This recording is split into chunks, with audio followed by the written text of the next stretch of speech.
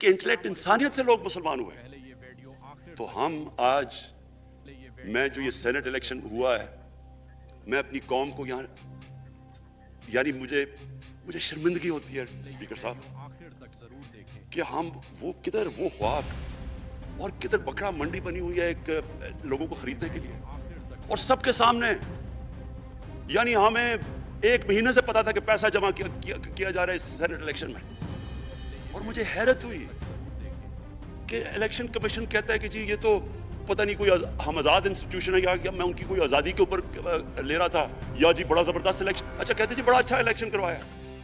یہ مجھے اور اس سے تو مجھے اور صدمہ ہوا ہے کہ اگر یہ الیکشن اچھا آپ نے کروایا ہے تو پتہ نہیں برا الیکشن کیا ہوتا ہے.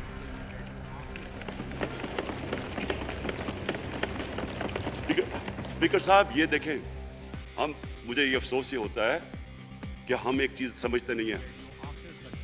ہم کہتے ہیں نا جی ہمارے معاشی حالات بہت برے ہیں. دیکھیں جی ہماری ڈیفیسٹ تھے یہ ہمارے کرنٹ اکاؤنٹ یہ جو بھی ہم کہتے ہیں قرضے چڑھے ہوئے ہیں. یہ جو قرضے چڑھے ہوئے ہیں یہ ایک بیماری کے سمٹمز ہیں. بیماری کچھ اور ہے. اخلاقی طور پہ ہماری قوم کو تباہ کیا ہے پھر معاشی تباہی آتی ہے. آج مجھے ایک ملک کا بتا دیں جس کی اخلاقیات اوپر ہو جن کے مورل سٹینڈرڈز اوپر ہو اور وہ غریب ہو. ایک ملک مجھے بتا دیں اور کوئی ملک مجھے بتا دیں جتنا مرضی پیسہ ہو وسائل ہو سب کچھ ہو لیکن وہاں کی بھی جو لیڈرشپ کرپٹ ہو وہ مجھے بتا دیں کہ اس میں خوشحالی ہو. دیکھیں یہ ساتھ ساتھ جاتا ہے. اس وقت کیا ہوا تھا مدینہ کی ریاست میں کیا انہیں کوئی سونا تیل مل گیا تھا کیا ہوا تھا کہ ان کے پاس کوئی پیسے آ گئے تھے کیسے وہ اوپر اٹھ گئے تھے کوئی انہوں نے قرضے لیے تھے کس طرح اٹھے تھے اوپر. دنیا کے عظیم لیڈر نے ان کی اخلاقیات اٹھا دی تھی. صادق اور امین ایک قوم انہوں نے ہمیں بتایا. ہمیں قرآن میں اللہ حکم کرتا ہے کہ ان کی سنت پہ چلو. اللہ جب ہمیں کہتا ہے ان کی سنت پہ چلو کیا ہم اللہ کو کوئی فائدہ پہنچا سکتے ہیں؟ ہماری بہتری کے لیے کہتا ہے قرآن شریف میں سب کچھ ہماری بہتری کے لیے اللہ نے یہ تمہارے لیے بک آف گائیڈنس ہے ہمیشہ کے لیے اور یہ ہماری بہتری کے لیے ہے. تو وہ جب ہمیں کہتا ہے کہ نبی صلی اللہ علیہ وسلم کے راستے پہ چلو وہ ہماری بہتری کے لیے کہتا ہے. اور میں جس نے اس عمر میں ساری دنیا دیکھ لیا ہے اسپیکر صاحب میں آپ کو بتاؤں مجھے تکلیف ہوتی ہے دیکھ کے جب میں یہ مغربی ملکوں میں جاتا ہوں اسکینڈینیویا میں سوئٹزرلینڈ میں آپ وہاں کے اخلاقی سٹینڈرڈز دیکھیں ان کی مورل سٹینڈنگز دیکھیں. شرم آئے گی آپ کو کہ جو ہمارے ملک میں ہو رہا ہے اور یہ جو سینٹ کا الیکشن ہوا ہے آپ کو افسوس ہوگا کہ ہم وہ کس کی امت ہیں. ہم کس کی امت ہیں کس کے نام پہ پاکستان کا مطلب کیا لا الہ الا اللہ اس پہ یہ ہمارا ملک بنا تھا. اور آج دیکھیں ایک کرپٹ آدمی دنیا میں ثابت کیا ہوا کرپٹ آدمی آصف زرداری دنیا میں اس کے اوپر لکھا ہوا ہے کہ مسٹر 10% مضمون لکھے ہوئے ہیں فلمیں بنی ہوئی ہیں اس کے اوپر. اور اس ملک میں لوگ کہیں جی ایک زرداری سب پہ بھاری کیا کہ وہ رشوت دیتا ہے اس لیے سب پہ بھاری ہو گیا. کیا یہ ہمارا ملک؟ دوسری طرف دیکھیں دوسری طرف یہاں بیٹھے ہوئے ہمارا لیڈر نواز شریف. اور نواز شریف ایک ڈاکو ملک کو 30 سال سے لوٹ کے ملک سے باہر بھاگا ہوا ہے جھوٹ بول کے باہر بھاگا ہوا ہے. سارے ملک کے سامنے ہمیں کیبنٹ میں ہم نے 6 گھنٹے میں بتایا جی اس کو یہ بھی بیماری ہے اس کو یہ بھی بیماری ہے اس کو یہ بھی بیماری ہے وہ شاید وہ جہاز پہ بھی نہ چڑھ سکے وہ شاید مر جائے گا. شیرین کے آنسو آ گئے کیبنٹ میں اور شیرین کے آنسو آنے آسان کام نہیں ہے اسپیکر صاحب. تو ہم نے اس کو وہاں جیسے وہ جہاز پہ چڑھا جیسے وہاں گیا وہ ایک دم ہی تبدیل اور آج وہاں جا کے تقریریں کر رہا ہے وہاں بیٹھ کے اسکیمیں کر رہا ہے وہاں بیٹھ کے پلاننگ کر کے جی اسے اتنا پیسہ دو ادھر پیسہ کھلاؤ. ساری ان کی ایک کوشش ہے جب سے ہم 2.5 سال سے حکومت آئی ہے یہ سارے بڑے بڑے ڈاکو اکٹھے ہو کے یہ سمجھ رہے ہیں کہ عمران خان کو کرسی کا اتنا شوق ہے کہ اس کے اوپر اتنا پریشر ڈالو کہ یہ جی ہمیں جس طرح جنرل مشرف نے این آر او دیا تھا یہ بھی دے دے گا. جنرل مشرف فوج اس کے نیچے عدلیہ اس کے کنٹرول میں ساری میں کیونکہ میں ادھر ممبر پارلیمنٹ تھا اپوزیشن نہ ہونے کے برابر جو اپوزیشن کے اندر جو مین آدمی تھا فضل الرحمان وہ اس کے ساتھ ملا ہوا تھا وہ 2 نمبر ہمیشہ سے تھا رائٹ. اور وہ آدمی جس کے پیچھے امریکہ ان کی جنگ لڑ رہا تھا سب کچھ وہ ان کے پریشر میں آگے ان دونوں کو این آر او دیا اور اتنا بڑا اس ملک کے اوپر اس نے جرم کیا ہے. ان دونوں نے آ کے این آر او لے کے دونوں ہاتھوں سے ملک لوٹا اس کے بعد दोनों ने इस मुल्क के ऊपर 4 गुना ज्यादा कर्जा चढ़ाया। स्पीकर साहब, 6,000 अरब से हमारा कर्जा जो टोटल लाइबिलिटीज 30,000 अरब पे पहुंचा दी। आज हमारे ऊपर क्या मसला है? हमें ये कर्जों की किस्तें देते हुए बेचारे लोगों के ऊपर बोझ डालना पड़ता है। ये जो महंगाई है इसके बाद मैं बाद में बात करता हूं, लेकिन मैं पहले ये बात कंप्लीट कर लूं।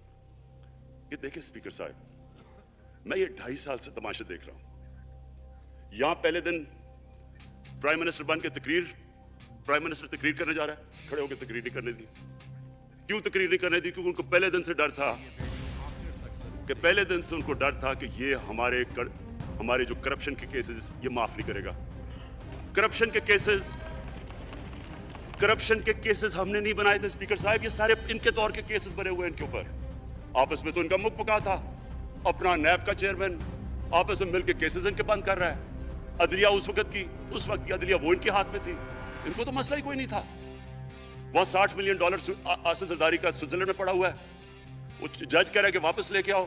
वो यूसुफ रजा गिलानी जो यहां से सेनेटर बना है, वो पाकिस्तान का $60 मिलियन पड़ा हुआ है स्विट्जरलैंड में, वो जज कह रहा है कि वापस लेके आओ। वो कहता नहीं जी मैं नहीं खत लिखता। भाई आपके बाप का पैसा था, पाकिस्तानी कौम का पैसा था, उसके ऊपर वो डिस्क्वालीफाई हो जाता है। वो ऐसे फिर है जिस तरह नेल्सन मंडेला का डिस्क्वालीफाई हो गया।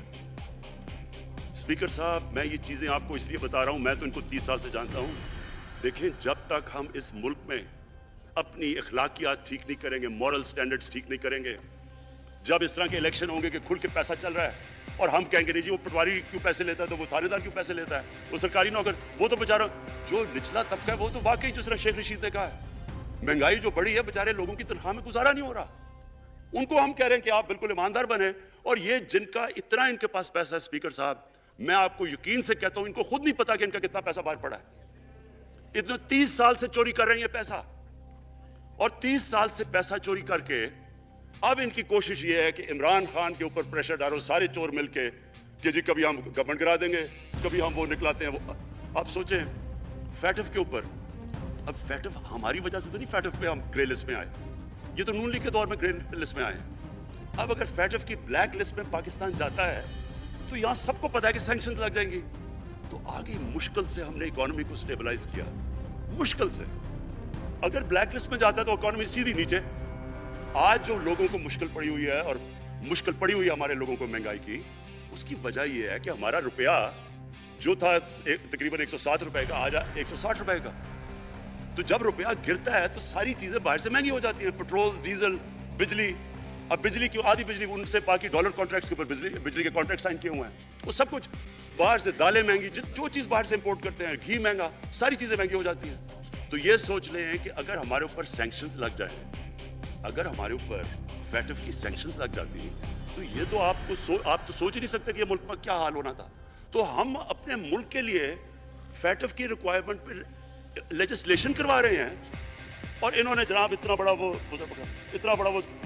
ला दिया जी, इतना बड़ा जी, ये 34 शिक्के चेंज कर दें नैब में। अब नैब का फैटफ से क्या ताल्लुक है?